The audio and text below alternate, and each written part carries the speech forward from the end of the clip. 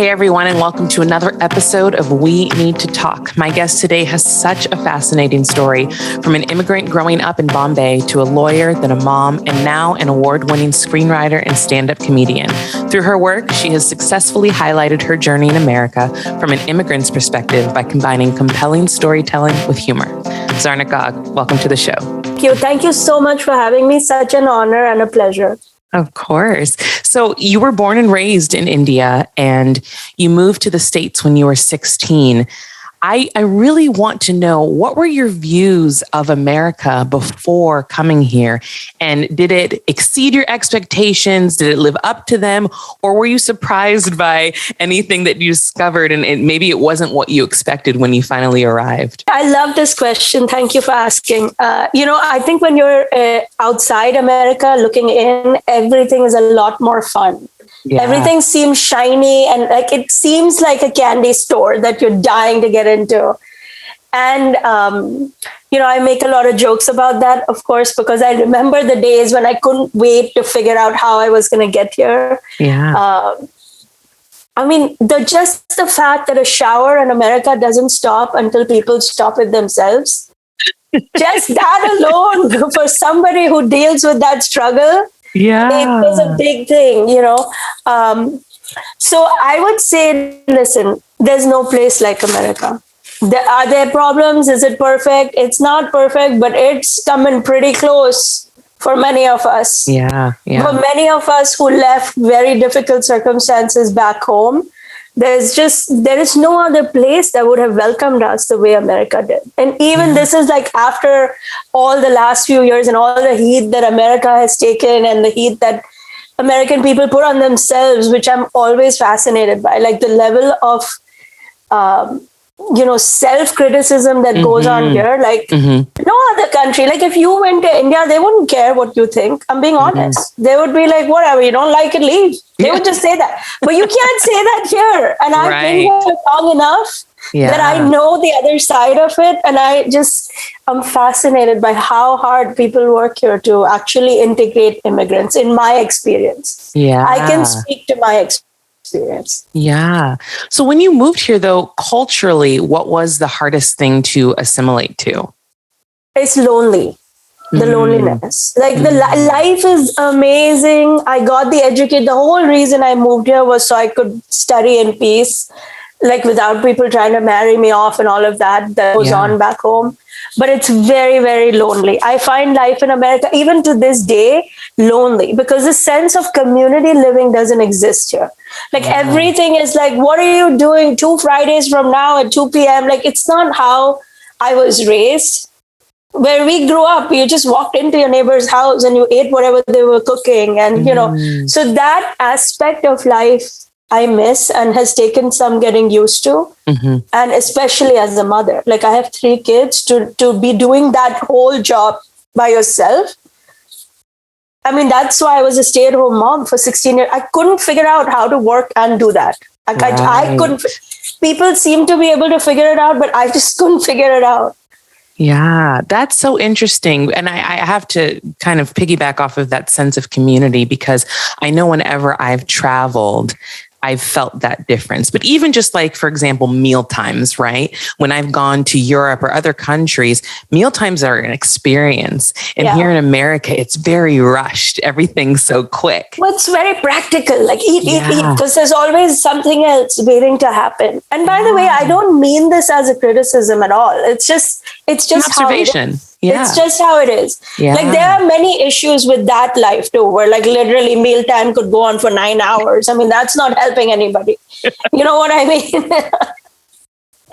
So there is more of a sense of urgency, I feel, like you said, here in the States for some reason. They're always moving on to the next thing. And there's never a moment to take time and just sit and be, which it seems like in other countries and other cultures that time is really coveted, so to speak. Right. And people enjoy it. They don't feel guilty. Here you feel guilty. If you take a long lunch, you might be like, oh my God, I have nothing to do today. Yeah. And it's almost like there's something wrong with that. Yeah, that's so interesting. So, since you have been here for a while, are there parts of your culture that you made sure to keep intact and keep in your home life and keep in your family, despite being in America and, exposed to more American traditions and culture? Listen, of course, I believe in child labor, first of all. Let me just very clearly state that I put all my kids to work all the time. Once I gave birth and I saw how much work it was to raise kids, I was like, oh, they had a point. They got it right. You're not watching any more TV. You're going to be working. I love that. Oh, that's hilarious. Yeah, some stuff that that it's just a part of who I am, and now my family is intact. Like, we do work. My kids come to almost, one of my kids is with me at all my shows. Because they do all my media, they take photo. I mean, they all have phones. So I'm like, why am I hiring a photographer for? You can do this. But it's a sense, but in a bigger picture, it's a sense of them watching what their mom is doing and knowing that nothing comes easily and being a part of the whole process rather than just watch me leave the house, glammed up. I do shows for a living. So I look glam when I leave. If they didn't see the behind the scenes, they would have no idea what you do when you're out there. Right. They would just think mom's job is getting a blow dry. So I believe in integrating, and that's a very community-based thing. Like back home, you would drag your kids around wherever, and it wasn't about are they having fun. Like them having fun is the least of my worries. Like, let me just put that out there. It's fine if they get bored. It's not the end of the world. Like, you're like, I'm putting the food on the table, so you guys have to work too. No, and you know what? The boredom helps. I believe that. Like, I believe that it's good for the kids to just sit around and wonder and look at the world and be amazed at all the good things and bad things. So, that's something that I really believe in.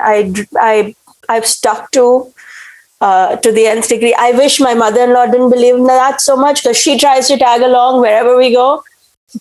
I wish I could shake her off a little bit, but that's a part of, our life. Like, I married her son, and she's my, she's a big part of my extended family. Well, she probably supports what you do as well. So that's 100%. Wonderful. That's 100%. Wonderful. I mean, although, like, I'll tell you, the woman couldn't speak a word of English until last year.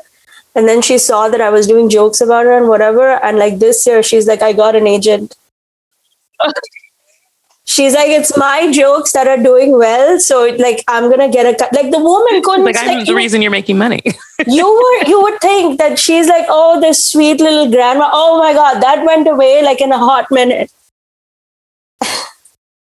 Oh, I love that. Your family dynamic just sounds so much fun. It sounds amazing. I do want to go back a little bit to talk about, for people that maybe have never been to India or don't know anything about the culture, what was your childhood like growing up in Bombay? So I'm one of the lucky ones. I grew up in affluence in Bombay. I didn't exactly grow up in poverty, which is usually what people associate India and Bombay with. Yeah, I grew up in affluence. I went to a good school. I did all the things that kids here probably do. We had a lot of art and music and, stuff in our house. But the family was so rooted in tradition that, as soon as I hit 14, 15, it was like, okay, she has to get married now. And in my case, my mom actually passed suddenly. Yeah. And the next day, my dad's like, okay, we're done. I'm done parenting. It's time for you to go. So that was a big change. Wow. And for me, because I was, believe it or not, I was exposed to a lot of American pop culture. Like, you could get bootleg copies of every sitcom TV show that was going on here. I remember like Cheers and Mary Tyler Moore and Laverne and like, I watched Three's Company. It was like, we got every episode. Like, you had to wait in line and like get the physical copy, the cassettes. And but I was that kid. I waited for the new Archie's comics to drop. So I was so heavily influenced by pop culture that, I was in India, but like my brain was always like, oh my God, look at all the fun things they do out there. Yeah. So you said you had lost your mom at a very young age, and following that, you had to make the decision whether to take part in arranged marriage or leave, and you decided to leave. Yeah. How hard was that decision for you, and how difficult was your journey getting to the States? It was not hard at all for all bad reasons. As like a typical 15-year-old, I hadn't thought it through when I made the decision. I really thought leaving would mean I'll have a pajama party with my best friend for a few years until I'm ready to do something else with my life. Right. And then when the reality of that situation started unfolding, like after 2 days, when one kid's mom said, you got to go home, and another kid's mom said, you got to go home, that's when like the reality hit. But by then I had already dug in my heels once. So I was like, found myself like too late to backtrack almost. And I really didn't want to get married. I mean, be honest, like back home, actually, there are girls who don't mind getting married at that age. Yeah. That is also because culturally, if that's all you know and you've seen people around you happy and living that life, you may not resist it. I was just completely resistant to it. Like I didn't even want to hear about it. So then the journey to like how to, find a way out. And it was very, very complicated, very, look, coming to America is not easy and not easy from India at all. Luckily, I had a sister living here, but, it was a lot of creative maneuvering and reaching out to, everybody I could in America to beg for a visa, plead, whatever it took. Yeah. How long did the process take for you to finally get accepted to come here? So I was couch surfing for about 2 years. 2 years? Like, about a year and like just under 2 years, like a year and a half. Wow. Because it's a process. Like, and back then, think 30 years ago, there's no cell phones, there's no fax machines. Like even just the process of applying for something and then like it going through the process, like that's just 3-4 months minimum. Yeah. So yeah, it was a long time. That had to be, I don't even know the right word to describe it. Because I mean, I know friends that have gone through that process and it just takes forever. I don't think people really have kind of context for how difficult it is. And that if you're going through that, like you really are leaving a situation that you don't want to be in anymore. That you're terrified of. Yeah. And even when you leave, like let's just to give you a fuller picture, when you get the visa, right? You get a stamp in your passport in your home country. Your heart is beating until you come to the border here and they stamp you and actually let you cross over. Because we've all back home heard stories of like, oh, when you get to the border, in the visa itself says the visa does not guarantee entry. The visa brings you to the border where they will then decide whether to let you in or not. So that journey is like your heart is like pounding, like you can't believe because you don't even know where you'll go if they say no at the border. Like where are you going to go? You probably know one person in all of America if you're lucky. Yeah. There's just no guarantee whatsoever. There's no guarantee. And it's a journey. And that's why, sometimes I really dig into the whole I'm an immigrant thing. Because if you have not undertaken that journey yourself, you really don't know what it is. You don't understand the fear that you live with. You don't understand, the just the sheer amount of work involved, the amount of paperwork they ask. It's not like you just show up. That's not how it works. Yeah. How different do you think your life would have been had you not chosen to leave? Oh my God. Can I be honest right now? Yes, please. There are days when I'm like, what was I thinking? What I should have just gotten arranged. It would have been so much easier than building my life with the man I love. And then arranged is very simple. You have to take care of the guy's mother. That's it. You keep her happy, everybody's happy. I was here, I gotta keep him happy. Then his mother is still in the picture anyway, which no one told me about. And there are days when I'm like, oh man. The whole point of an arranged system is that they marry the girls into a secure financial situation. You marry a little older man and the person is somewhat financially stable, and that's the logic.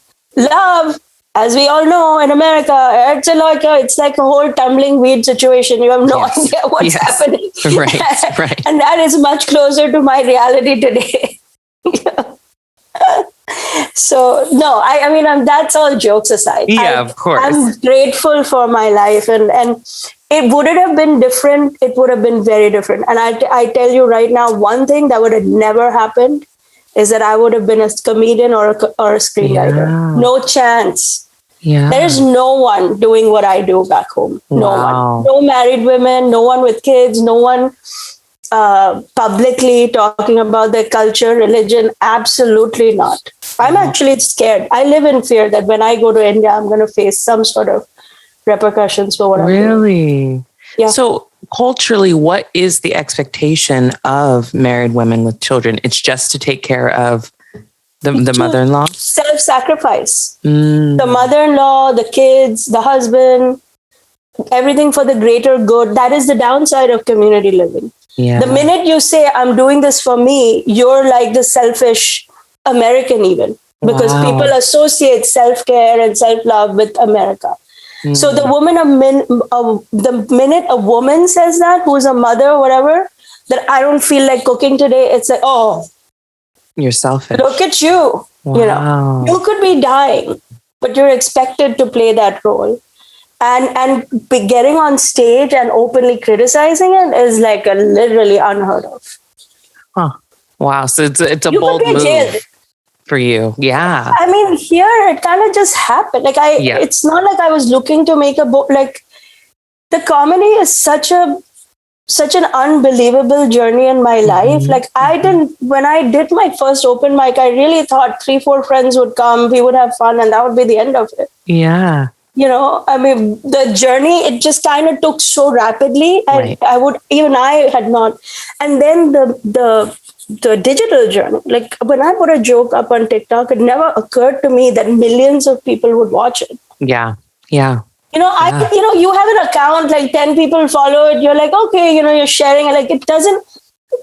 And even though psychologically, it could go anywhere. Like nothing ever I did went anywhere. Right. So why would this? Right. Right. So, and I want to talk a little bit about your comedy journey in just a second. But one question I do have, because arranged marriages aren't something that is culturally a part of America, right? But we do have, shows like Married at First Sight, which are kind of a modern day take on that. So what are your views on reality television shows kind of taking on that kind of the arranged marriage way of life? Listen, I think there's a lot of curiosity about arranged marriages in America. Like I get asked all the time about it. I'm sure people talk about, like, especially when you're having like a hard time in a regular dating situation, which is all of us. Yeah. I don't know anybody for whom dating has gone smoothly. You know what I mean? Right. With all the bumps that you go through in this situation, I'm sure everybody's had a moment of like, why didn't I just get arranged? Yeah. So yeah. I think there is curiosity about it. And these reality shows are basically catering to that curiosity. Yeah. And then they kind of neatly tie it in this whole happily ever after packaging that we all love to root for. We all want to see a couple go through their ups and downs, but then end up very happily. End up being happy and in love. Yeah. It gives us hope. For sure. Have you ever watched that show? I haven't watched that particular one, but I watched The Bachelor. I mean, part of it, it's like I sit there and I go, what is happening? I mean, the guy just said to 3 different girls, you're the only one. But you know what? I mean, honestly, I could think of arranged situations where like my dad would have, had I been a part of it, would have gone to 3 different guys and been like, oh, she's the right one for you. Right. Only for you. There's a lot of horse trading that goes on there to be really, no one puts it on blast the way they do here. Yeah. That's the thing. The thing about America is that people just do it and they're not apologetic about it. Right. And I like it too. I appreciate it. As an entertainer, I appreciate that freedom. Yeah. But it goes on back home too, in some different way. Yeah. Well, let's talk a little bit about your comedy career, because I've watched several of your videos. I love your jokes. I love your timing, and I love what you talk about. So what was your first exposure to comedy, and when did you realize, you know what, I can do this too? So I grew up watching all the greats who have sitcoms. Like American sitcoms were a staple of my life back home. And I'm very fortunate that I could have access to it. It was not legal access, I'll be honest, because at the time it was like all bootleg copies selling on the streets. But we did get to see Seinfeld, Ray Romano, Roseanne even. I remember when she was doing... I never in my wildest dreams thought I would be doing it. Ever. But my daughter, she's now 18, starting college soon. So 2 years ago, she saw me really struggle. I had written a screenplay that won, top comedy feature award at Austin. And I was struggling. I was like, I don't even know if it's actually funny to anybody, not me. Because when you're writing a screenplay, you're with your computer or whatever book alone. You think it's funny, but I don't know anybody else thinks it's funny. And I was also struggling with trying to figure out what to do next. Like the writing of the story really took a lot out of me. I mean, I'm a self-taught screenwriter. So to learn how to do it, then to actually do it, go through all those memories. And I was really struggling. And my daughter, who's all American, was like, why don't you just do comedy? Why don't you just do these jokes and see if they land? And I was like, what? No. And she then took on this whole project, reaching out to all my friends about their favorite memory of me, knowing that almost everybody will say something about your mom is funny. Yeah. And then, that became the motivation to actually give it a shot. When she was, like 100 something people are saying, you made them laugh. Maybe there's something there, and I told her, I said, I'll go to an open mic if she promises me she's never going to be an artist. She has to do the math. I go, I don't want you getting this idea that somehow this is okay for you. Because as a mother, that was my bigger worry, is that my own kids are going to be like, oh, okay, we're going to be artists now. Start strumming the guitar. No, do the math first, please. So you did the open mic and then it just spiraled from there. The open mic, like that's, again, it's such an American thing. Like I went down there and I'm like, what's everybody doing here? And people were just getting up on stage and like, essentially to my very naive years, ranting. They're ranting about something that they're upset. To my untrained years back then, I thought, okay, so you just kind of get up there and just complain about whatever's on your mind and I remember I got up there and I was like, white people do this? Like, it never occurred to me that you could just do this, like publicly get on stage and be like, you know what my boss said to me? Which is essentially what stand-up comedy is. Yeah. At the time, that's what it looked like in an informal setting with no knowledge of what it takes, right? So then the woman who ran the mic said, you go up there and say whatever. So I just like let loose about my mother-in-law and my husband and whatever came to my mind. And people had so much fun with it. And so it was the first time I was like, they actually want to hear this stuff? What? Yeah. And I got off and people had 100 questions and they're like, do more.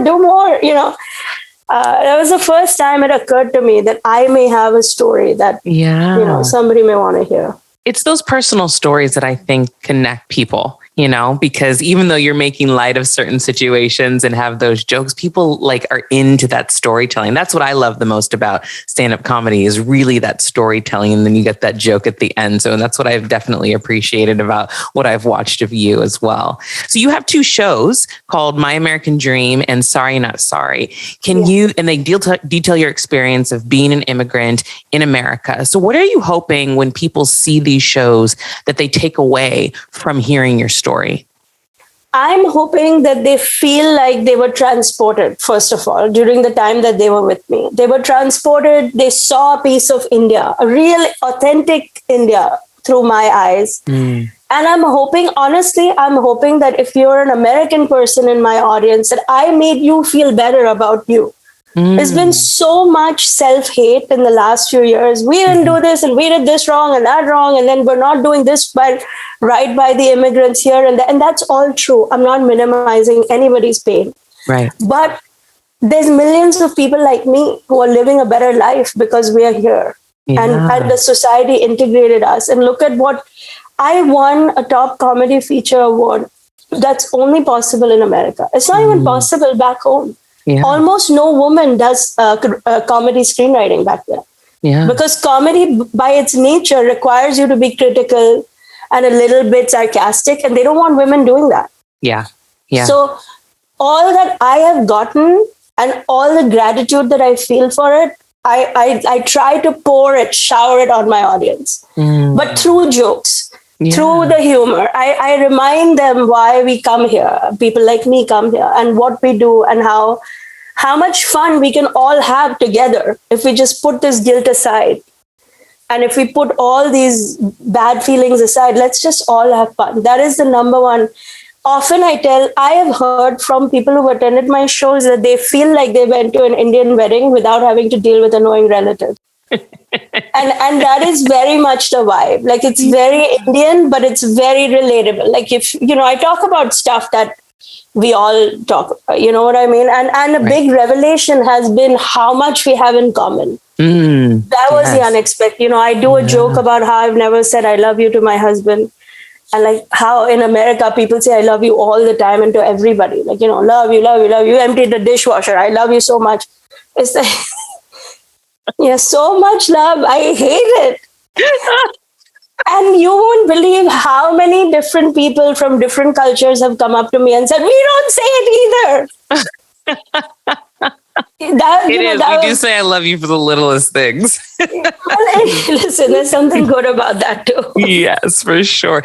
I do love the focus on, hey, we do know what kind of the dark side of America is, but let's move forward and try to focus on the positive. I do love that is one of the messages that you are sharing with your audience, because it is important to recognize what the history of the country is, but also we need to recognize how to not repeat it and how we can move together and connecting each other, which I love that you are connecting people just from different cultures and what you do. So I think that that's such a positive message that you're sharing. And I'm very appreciative to you for that. No, I appreciate that you recognize it. And it's a lot of artful writing involved so that it's handled delicately, because you don't want to minimize anybody's feelings. And I wouldn't want to do that. Yeah. But at the same time, I want to point everybody towards the light. Yes. Especially in the last year. Especially. Like, there's so much to be sad about.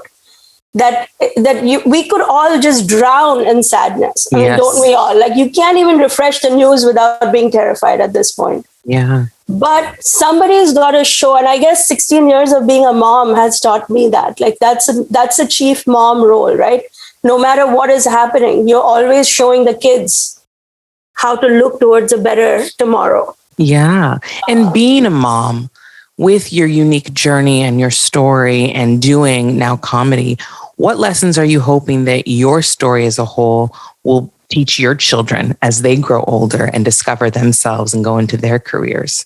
I mean, I guess the biggest lesson that I learned for myself is that you have to be open to what the world brings you. My own journey is so unexpected, and I would have never, until 3 years ago, I kept thinking, where is my math gene? Why am I not good in math? I used to I don't understand. I'm Indian. Where is it? Like, why am I the worst speller on earth? Because in my mind, it was like, if I'm Indian, I'm like, I didn't expect to be a basketball player because that's not what we do. Right. But just being open to the idea that why don't I just try this has led to such a beautiful journey. And I want my kids, after they're done getting their math degrees, to be open. I love that. After their math degrees, then after they're married to a person I choose and they get their math degree, then they can go ahead and be open at that point. Oh, Zarna, you are incredible. I love your energy. I love your spirit. And I know my listeners probably were very blessed by this conversation. Can you let them know where they can follow you, catch up on everything that you're doing? Yes, I am everywhere at Zarna Garg, ZARNAGARG, on TikTok, Instagram, Twitter, Facebook, and of course my own website, zarnagarg.com. I am planning a tour all over America and will be releasing that schedule shortly. So I hope to see you in person, and I hope to meet your listeners in person, because I really enjoyed this interview. Oh, And thank you. You are thank you so so much. wonderful. I can't wait to see you live. That'll be very fun to attend. I already know. Yes, it'll be fun. Oh, make sure you follow Zarna. Thank you again for being on the show. And to the listeners, we'll talk to you again real soon. Bye.